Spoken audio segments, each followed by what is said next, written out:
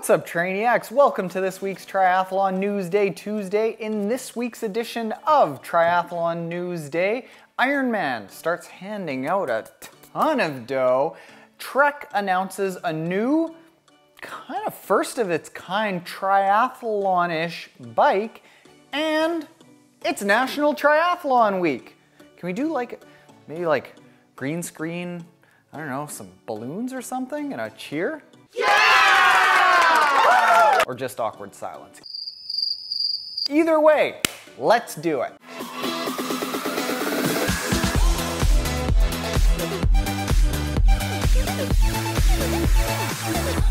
What's up, triathletes? Welcome to Triathlon News Day Tuesday, where every single Tuesday we talk about what's going on all around the triathlon world, as long as I'm not traveling and there is news to talk about. Make sure you stick around to the end where everyone's always do that. Make sure you stick around to the end where everyone's favorite part of Triathlon News Day, that is a story from the Trainiac community, is shared, and that's a good one today. And as always, full links to everything we talk about will be in the description below. Now, Trek just announced the first ever hybrid road triathlon bike that is kind of like a high-end bike that is easy to put a pair of clip-on aero bars on, and actually comes with a pair of clip-on aero bars. This is the Trek Madone 6 SLR disc that retails for around $6,500. Now, this is a very high-end road bike with aerodynamic properties, but what it has is the ability to add on a set of clip-on aero bars supplied by Trek, integrated into the road drop bars, and can be changed over between road and triathlon in as little as 30 seconds. So if you are somebody that does a ton of road riding and not a lot of triathlon riding, this is probably a really good option for you. The third annual National Triathlon Week, organized as basically just a social media campaign that's organized by USA Triathlon, kicked off yesterday with Swim Day. Now, this social media specific campaign really just encourages people to share photos and stories about themselves in triathlon using the all-encompassing hashtag TriWeek. Now, if you use that, it's hopefully going to generate awareness of triathlon through these stories and the sharing and the pictures and all those great things. Specifically, each day this week has a different focus. So we started out on Monday with Swim Day. Today is Bike Day. Tomorrow's Run Day. Then we get into My Time to Try Day on Thursday. Then it's Member Appreciation Day on Friday. And then this coming weekend, it is Race Weekend, both Saturday and Sunday, where it's encouraged that people share their race photos, all with the hashtag TriWeek. So if you want to help promote our sport and promote your stories out there and motivate all the people around you, share those photos, use hashtag TriWeek. The Ironman Foundation announced their award recipients for grants and the ambassador team for their Women for Tri initiative, which is all focused on getting more women into the sport of triathlon. It's been announced that 45 triathlon clubs will be receiving up to $2,500, and the ambassador team is comprised of 4 main ambassadors and then 30 regional ambassadors, which are spread across 12 countries all around the world.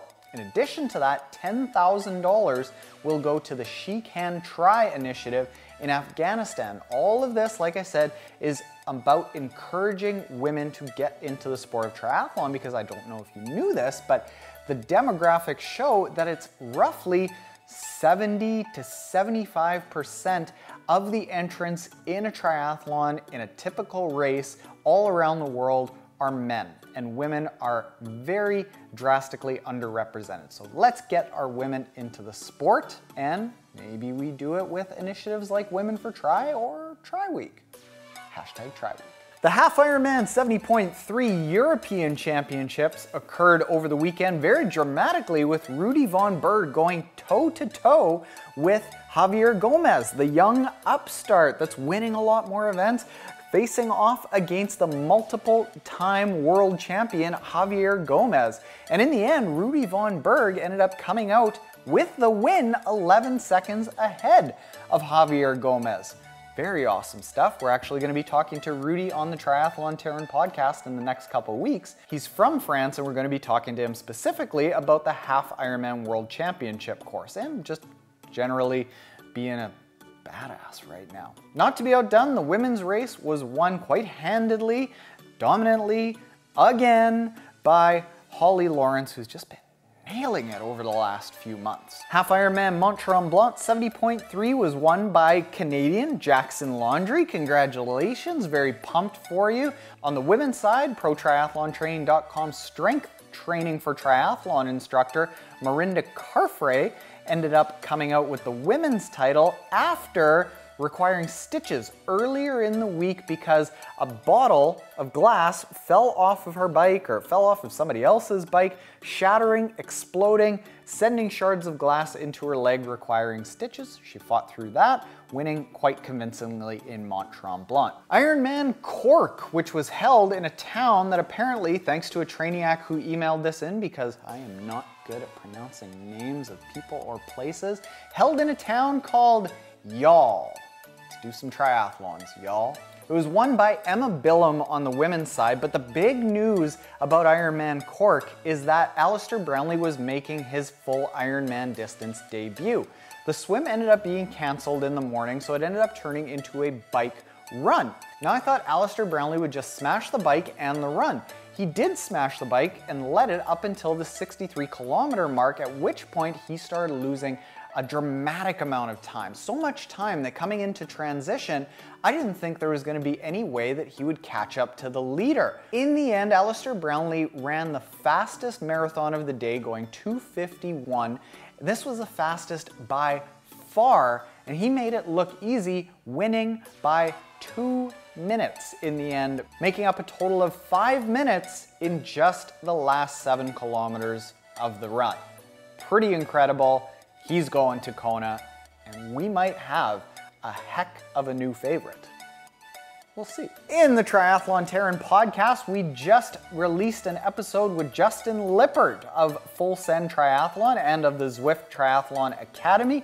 Now, Justin last year in 2018 won Sprint, Olympic, and half Ironman distance national titles, all within just a few months, a couple of them just within a couple of days. And he talks about how he trained to be able to excel at all different distances. Spoiler alert, if you're fit, you're fit, and he talks about that.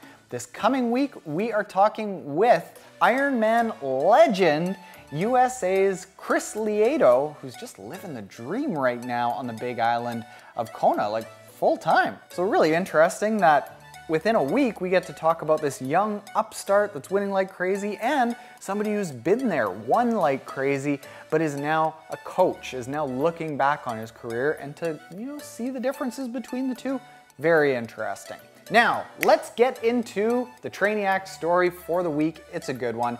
And it goes, hi, my name is Leo Hines. I live with my wife and 3 children in Tuam, Ireland. In 2009, I was diagnosed with age-related macular degeneration. Blood vessels leak into the back of the eye, causing loss of central vision.